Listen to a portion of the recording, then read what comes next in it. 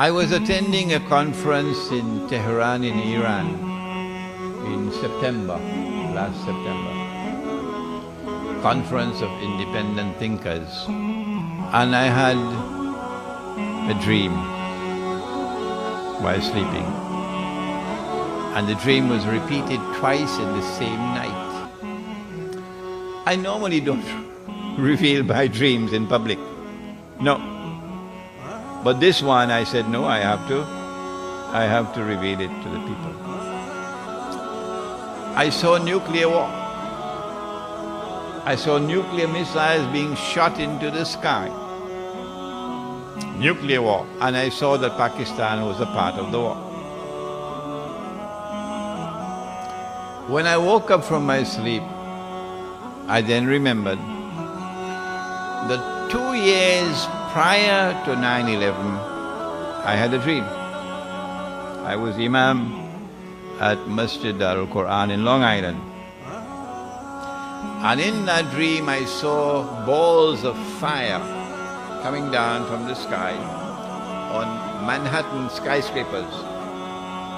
And these balls of fire were jumping from one building to another, jumping and then jumping out of Manhattan and spreading all over the world. The next Jummah that came, I gave a khutbah, and in that khutbah I mentioned this dream. I mentioned it in the khutbah.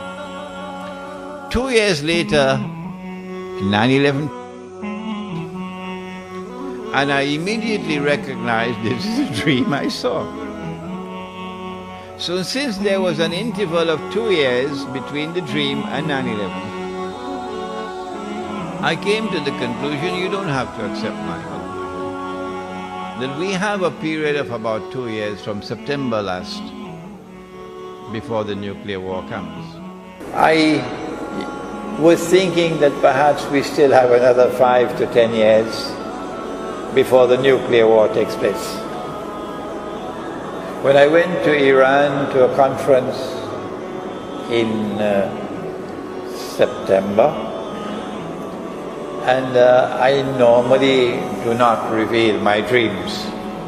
No, I don't do that. But on this occasion I broke the rules and I said, no, I have to reveal this dream. I had the dream twice on the same night during the conference. I saw nuclear war, and I saw the nuclear missiles being shot into the sky. And I saw that Pakistan was a part of the nuclear war. Obviously that has to take place. Once nuclear war takes place, Pakistan has to be attacked, because they cannot allow Pakistan to remain as a nuclear power, not at all. When I had that dream and I woke up, I came to the conclusion that because of a previous dream that I had 2 years before 9/11, and 2 years later 9/11 took place, I said to myself, well, if history is to repeat itself, the implication is that Allah has sent this dream to me, giving us the same 2 years' time. If the malhama is to take place in another 2 years, what do we do? And number one, get out of the cities. Head for your kampung. Head for the kampung. Number two, stay away from big communities, go to small ones, small villages. Number three, stock up on food. Number four, stock up on water. Number three is food. Number four, water. Number five, life and death is in Allah's hands. And when Allah chooses death, the servant of Allah accepts death. Only Allah will know who will live and who will die.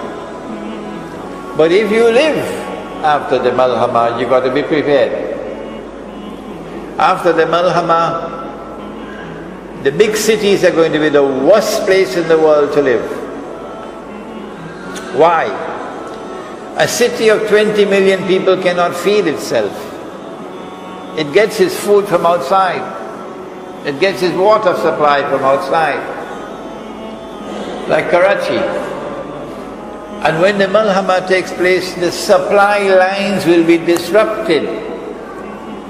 When no food is coming and no water is coming, you're going to have riots.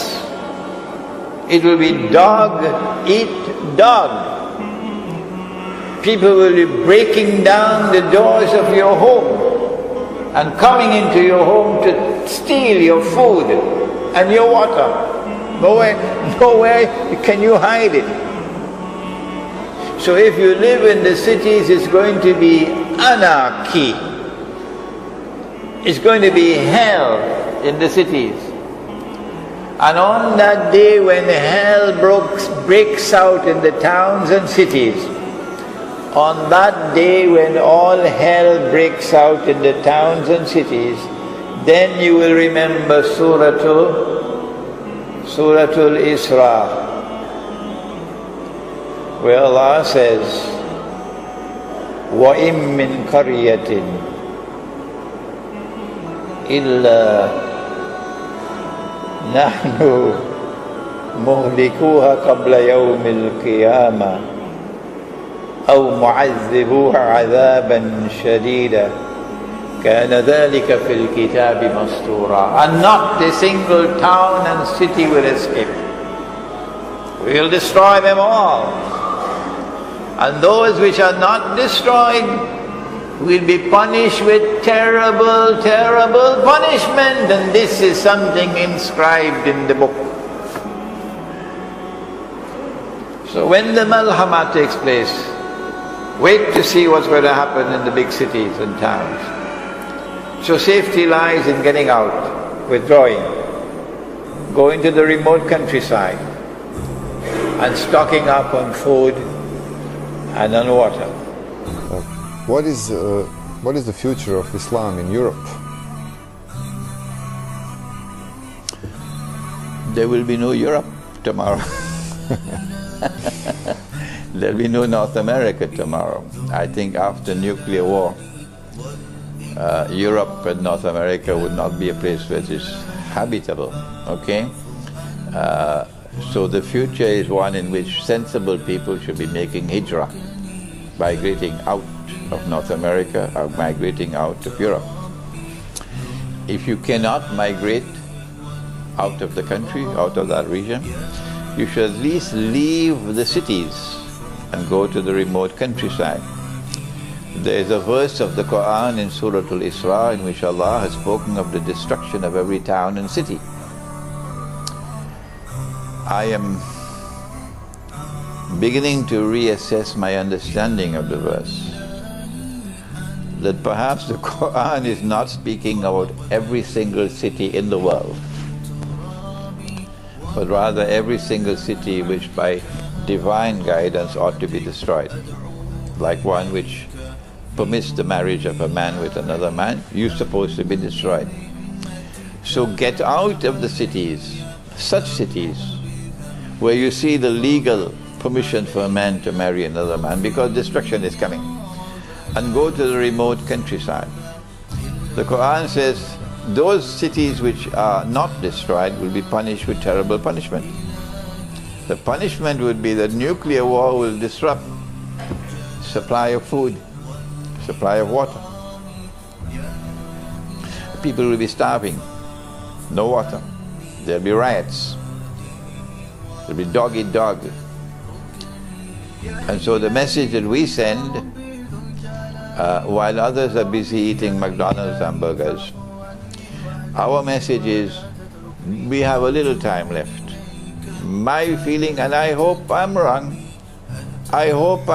Daniel, I don't think we have more than 1 year left before nuclear war. Let me say it one more time. I hope and I pray I'm wrong. But if it is to come because of dreams which I have had, then you have a little time left. Get out of the cities, because even if you are not destroyed in the nuclear war, there'll be no food, there'll be no water. And you will be responsible for the suffering of your wife and your children at that time. So go to the remote countryside and go to places where you can produce your own food and where there's a supply of water. That's the future for Europe, whether you're Muslim or you're not.